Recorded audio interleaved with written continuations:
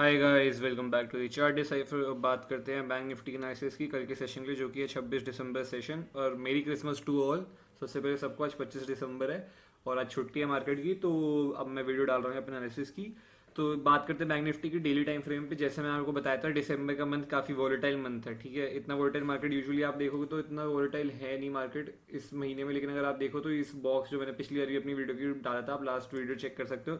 मैंने यही बताया था कि यहाँ पे मार्केट बहुत वॉलेटाइल हो गया अब इस जोन के अंदर। ये जो पूरी रेंज है, ठीक है, नीचे की साइड में जो है 46,500 ये रेंज, और ऊपर साइड में जो है 48,220। ठीक है, ऊपर साइड में ये है। इस रेंज के बीच में मार्केट अब वॉलेटाइल या साइडवेज या ऐसा ही कुछ रहेगा। ठीक है, चाहे वो डेली टाइम फ्रेम हो या वो इंट्राडे में हो या जैसा भी हो, मार्केट डायरेक्शनल नहीं रहेगा इस रेंज के बीच में कहीं पे भी। ठीक है, क्योंकि यहाँ पे जितनी यार ये ऊपर जाएगा उतनी यार यहाँ पे रेजिस्टेंस लेता रहेगा, जितने नीचे जाएगा वो यहाँ पे सपोर्ट लेता रहेगा। जब तक ये इन रेंज के ऊपर या नीचे ट्रेड करने जब तक स्टार्ट नहीं करेगी, तब तक आपको डायरेक्शनल साइड पोजीशन बेसिस पे कुछ भी यहाँ पे ट्रेड देखने को नहीं मिलेगा। ठीक है, तो ये ध्यान रखना। तो इसलिए इस रेंज के बीच में पोजीशन कुछ बनाने की जरूरत नहीं है। यहाँ पे कुछ पोजीशन मत बनाओ, मैं तो ये सजेस्ट करूंगा। बिल्कुल पोजीशन मत बनाओ यहाँ पे। इसलिए इस रेंज के ऊपर या नीचे ही पोजीशन देखो। इसके बीच में आप स्ट्राइडल, ट्रायंगल, जो भी सब चीजें करते हैं वो सब करना चाहो तो वो कर सकते हो। ठीक है, तो अब चलते हैं यहाँ पे एक बारी जरा वीकली टाइम फ्रेम पे और बात कर ले। वीकली कैंडल क्लोज हुई थी, क्योंकि एक चीज़ है जो मैंने आपको पिछले हफ्ते वीकली कैंडल में बताया था मैंने। और मैंने ये बताया था, देखो मार्केट कंटिन्यूस यहाँ से नीचे से आता जा रहा है, रैली कर रहा है, और मार्केट ने यहाँ पे ब्रेकआउट भी किया अपना। ठीक है, तो मैंने ये कहा था कि ये हफ्ते जो ये 2 हफ्ते यहाँ पे मूवमेंट हुई है और नीचे भी मूवमेंट करता हुआ कंटिन्यूस आ ही रहा था, 4 हफ्तों से ऊपर ही चल रहा है। और यहाँ पे अगर आप देखो तो इसी अपने पिछले जो यहाँ पे क्लोज है उसके ऊपर ही जाके क्लोजिंग करे जा रहा है, उसके ऊपर ही जाके क्लोजिंग करे जा रहा है। ठीक है, ऊपर ही क्लोजिंग कर रहा है। तो मैंने कहा था कि अगर होगा भी तो ये वाला हफ्ता जो है ये लास्ट हफ्ता होगा जिसमें मूवमेंट अप साइड में हो सकती है, उसके बाद ये मार्केट जरूर रुकेगा, या फिर इस हफ्ते में भी रुक सकता है। और वही हुआ कि यहाँ पे आप देख सकते हो कंटिन्यूसली मार्केट ऊपर आता है, मार्केट फाइनली यहाँ पे रुका है। ठीक है, इस जगह पे अब हो सकता है ये ऐसा कुछ फ्लैग बनाए यहाँ पे 2-3 हफ्ते, 2 हफ्ते अगर रुक के और वापस ब्रेक करता है ना, तो आप यहाँ पे एग्रेसिव ऊपर की साइड पोजिशन देख सकते हो। ठीक है, तो उसके लिए कंडीशन क्या है, यहाँ पे मार्केट को अब रुकना पड़ेगा 1-2 हफ्ता एटलीस्ट। और एटलीस्ट यहाँ पे weekly candle, 2 weekly candle close होनी चाहिए। और एक चीज़ और देखना, यहाँ पे इनसाइड कैंडल क्लोज हुई है वीकली टाइम फ्रेम पे। ठीक है, यहाँ पे इनसाइड कैंडल क्लोज हुई है वीकली टाइम फ्रेम पे। तो इसका मतलब ये है कि जब तक ये इसके नीचे, इस रेंज के ऊपर, इस रेंज के नीचे ट्रेड नहीं करेगा इस कैंडल की, तब तक यहाँ पे आपको मूवमेंट दिखाई नहीं देगी कोई भी फास्ट। ठीक है, यहाँ पे कोई फास्ट मूवमेंट नहीं आएगी, तो ये चीज़ को ध्यान रखना आप। अब चलते हैं हम लोग वन डे के 15 मिनट टाइम फ्रेम पे और बात करते हैं इंट्राडे के लिए क्या बेस्ट सेटअप हो सकता है। तो देखो, जैसे मैं आपको बता रहा हूँ, मार्केट देखो कितना वोलेटाइल हो रखा है इस बार दिसंबर के महीने में, कि इंट्राडे में भी इतनी वोलेटिलिटी है यहाँ पे। मतलब मार्केट आप देखो नीचे से शुरू हुआ, मार्केट कंटिन्यूस यहाँ पे प्राइस एक्शन बनाते हुए ऊपर जाता जा रहा है। ठीक है, कंटिन्यूस प्राइस एक्शन बनाते जा रहा है। और फिर मैंने आपको एक लेवल बताया था यहाँ पे 48,046 का एक लेवल था, सॉरी 56 का एक लेवल था। ये लेवल मैंने आप लोगों को बताया था, अगर इसके ऊपर ये मार्केट सस्टेन कर जाता है तो हमारे को ये 48,220 अपने ऑल टाइम हाई तक जाता हुआ दिखाई दे सकता है। और उसके बाद अगर इसको भी निकालता है तो फिर आपको और ऊपर के टारगेट निकल के आ सकते हैं, मैंने ये बताया था।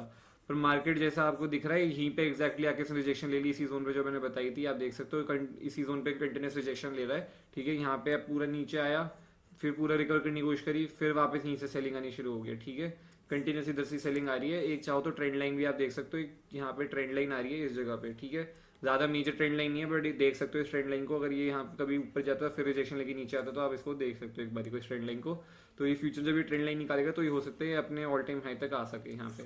ठीक है, ऑल टाइम हाई तक आ सके, जो कि हमारा 46,166 और 48,166 और 48,220 तक का ये लेवल है। ये हमारा पूरा रेजिस्टेंस जोन है पूरा का पूरा। ठीक है, इधर तक ये आ सकता है अगर ये इसके ऊपर निकलता है।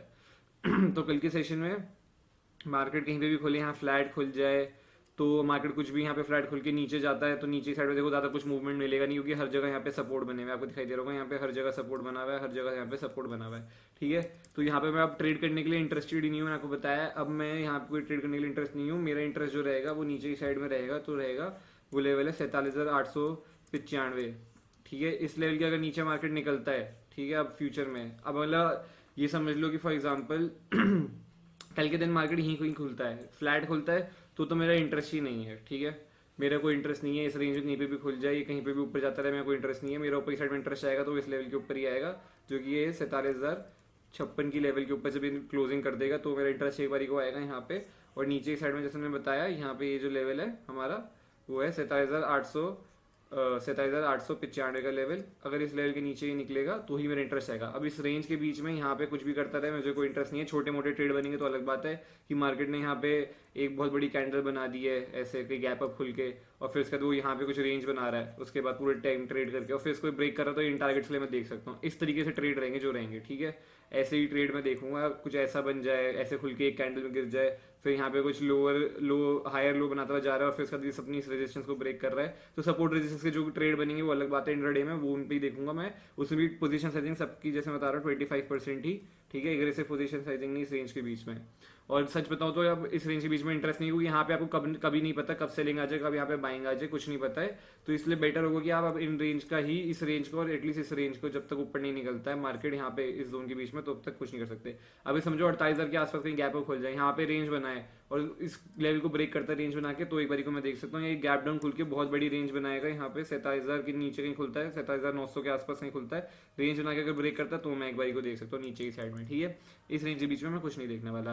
आई होप आपको वीडियो अच्छी लगी हो, प्लीज़ लाइक करना, शेयर करना, सब्सक्राइब करना और कमेंट करके बताना आप लोगों का वीकेंड कैसा गया इस बारी। Bye bye, take care, see you.